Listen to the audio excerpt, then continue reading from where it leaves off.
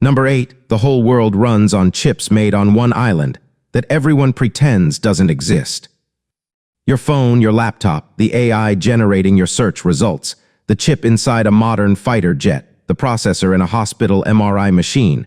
There is a reasonable chance all of them were made by one company on one island. TSMC, Taiwan Semiconductor Manufacturing Company. It produces over 60% of the world's semiconductors and over 90% of the most advanced ones. No other country or company is close. This makes Taiwan one of the most strategically critical pieces of territory on the planet. Economists have a term for it, the Silicon Shield. The theory goes that Taiwan is so indispensable to global technology that no major power can afford to let it be destroyed, not even the ones that claim it. If TSMC stopped operating tomorrow, the global economy would start seizing within weeks. Car production would halt. Consumer electronics would dry up. Military systems would go without replacements. The ripple effect would be catastrophic. And yet Taiwan officially does not exist as a recognized state in the United Nations. Most countries in the world do not formally recognize it as a country. It has no seat at the international table. Its diplomatic status is a carefully maintained fiction that nobody wants to resolve because the alternative is worse. Number 7. For one entire month, the economy slows down because of ghosts.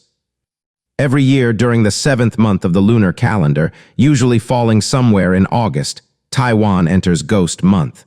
The gates of the underworld open. The spirits of the dead are released to roam the living world, and the country adjusts its behavior accordingly. No weddings are scheduled. The hotel at the Lai Lai Sheraton in Taipei once reported 0 wedding bookings for the entire Ghost Month period, a month that is normally booked solid. Real estate transactions drop sharply because moving house during Ghost Month invites misfortune. People avoid swimming because water ghosts are active near rivers and shorelines. Surgery is postponed unless absolutely necessary. Contracts go unsigned. New businesses don't launch. Studies have found that Asian equity markets, particularly in Taiwan, show measurably lower average returns during Ghost Month, partly because so many market participants genuinely adjust their behavior. The ghosts are referred to as good brothers, a polite euphemism so as not to offend any spirits who might be listening. The front rows at outdoor performances are left empty, reserved for the dead. And across the country, tables of offerings appear outside every building: fruit, rice, cooked chicken, beer, temporary altars set out to feed whoever comes by. Construction sites have them. High-rise office buildings have them. A country with one of the world's highest smartphone penetration sets out plates of food for ghosts every August.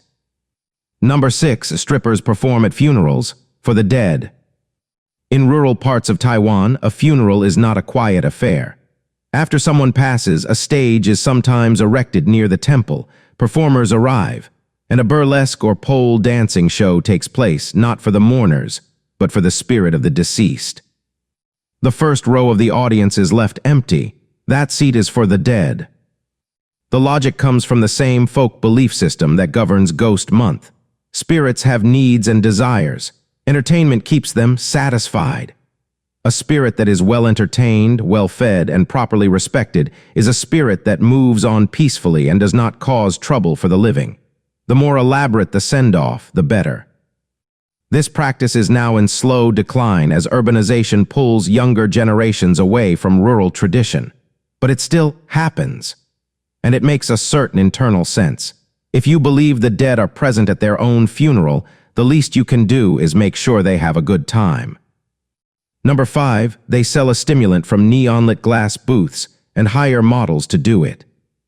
On the highways and industrial roads of Taiwan, especially outside the major cities, you will see small illuminated glass kiosks on the roadside.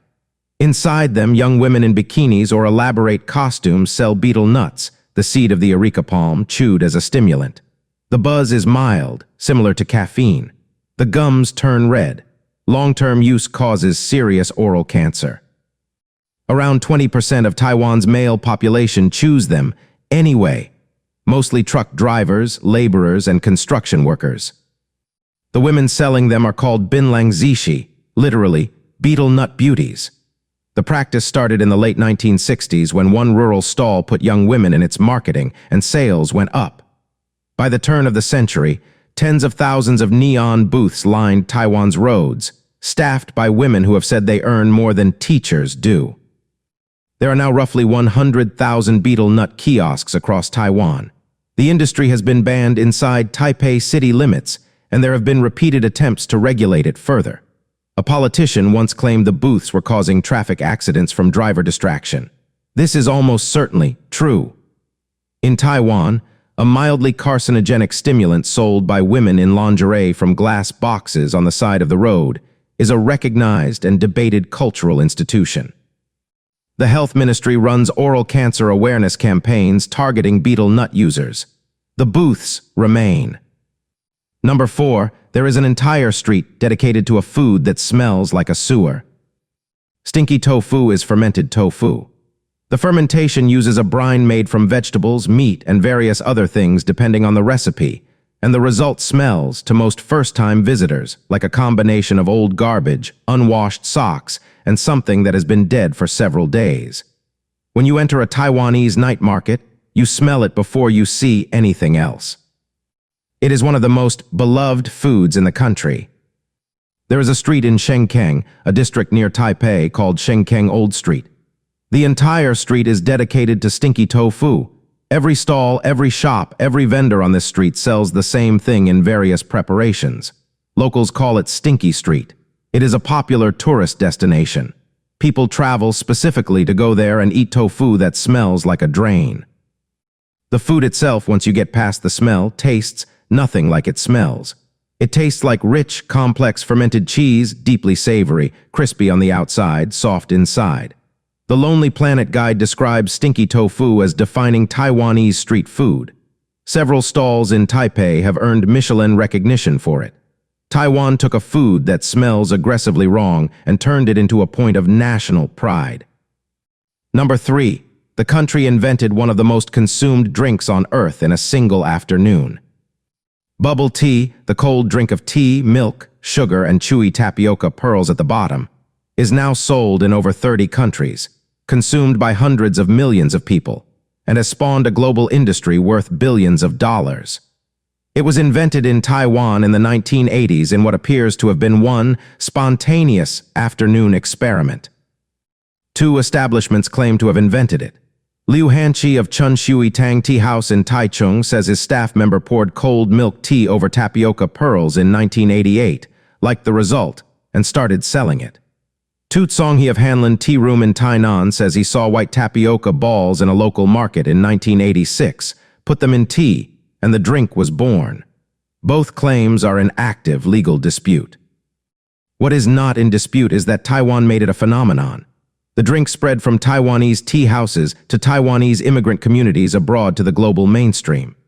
The tapioca pearls, chewy, slightly sweet, requiring a fat straw, are the detail that makes no logical sense and is entirely responsible for the drink's success. Someone in Taiwan in the 1980s decided to put solid balls of starch at the bottom of a drink and make you chew your beverage. Number 2, teachers move between classrooms. Students stay put. In most countries with a Western-style education system, the bell rings and the students move.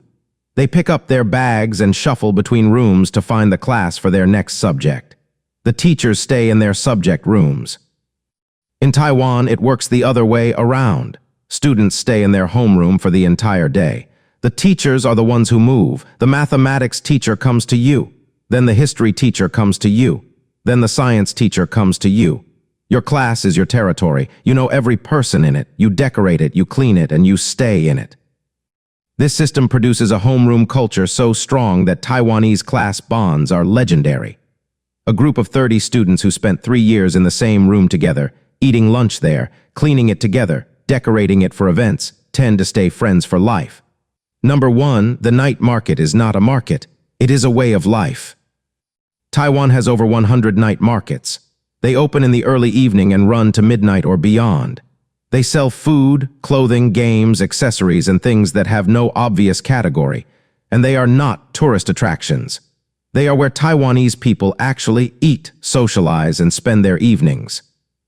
The food at a Taiwanese night market has earned more Michelin recognition than the restaurant sector of many countries.